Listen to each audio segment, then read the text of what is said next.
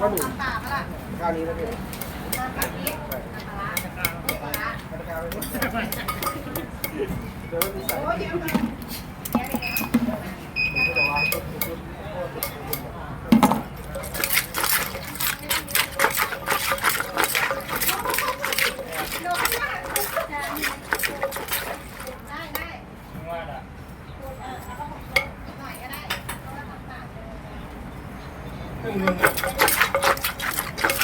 พูดอะไรมาน้อย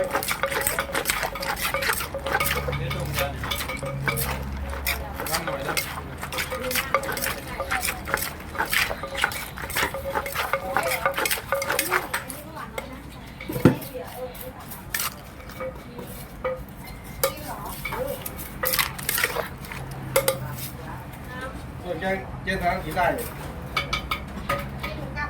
เย็น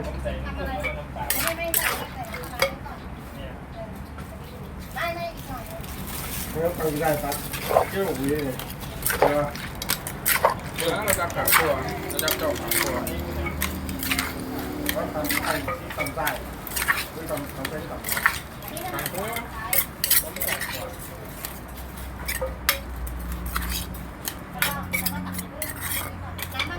มันได้ไหมสุดแก่เดี๋ยวนี้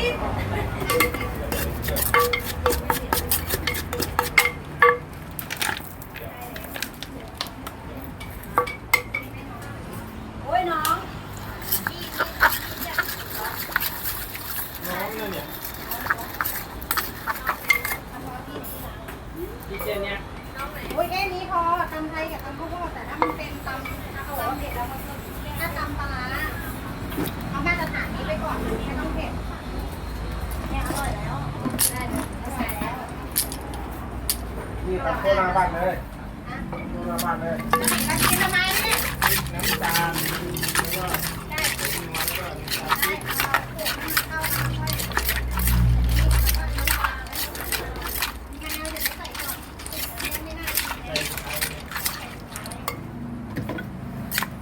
เอาเร็วดีไปหาตำไทยนะจะลงแล้วมาแล้วดิ มีตำไทยไหมเล็กเราปลาทำมาเลยมีตำไทยไหม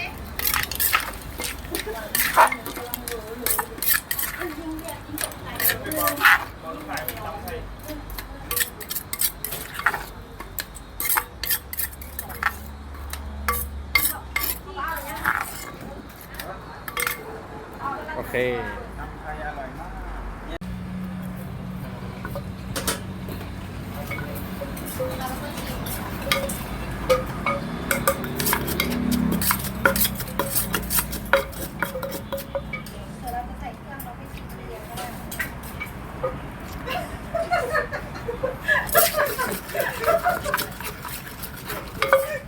ใส่เครื่องมาชิมทีเดียว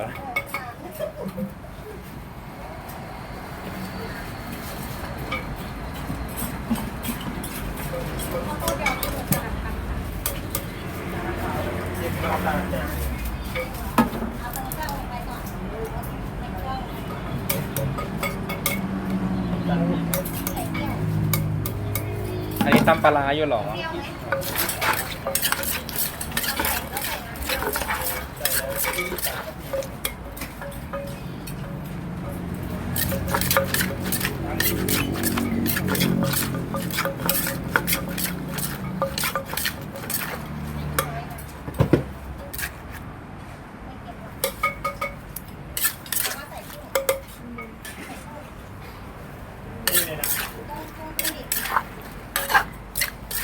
ถ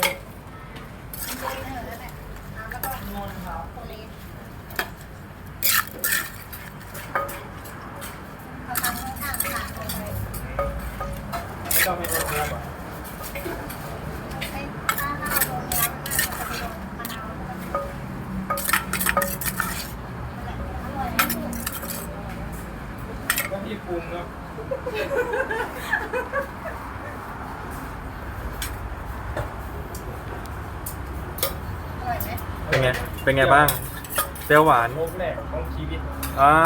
แรกเลยครับ มันจะติดติดนิสัยทำด่วนเลยให้ออกมาเลย นี่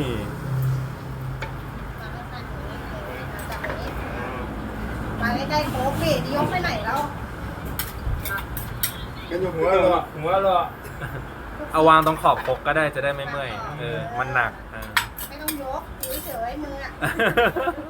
แต่หลังหลานหน่อยนะ เออ โอ้ยหลานทำยังซีมอง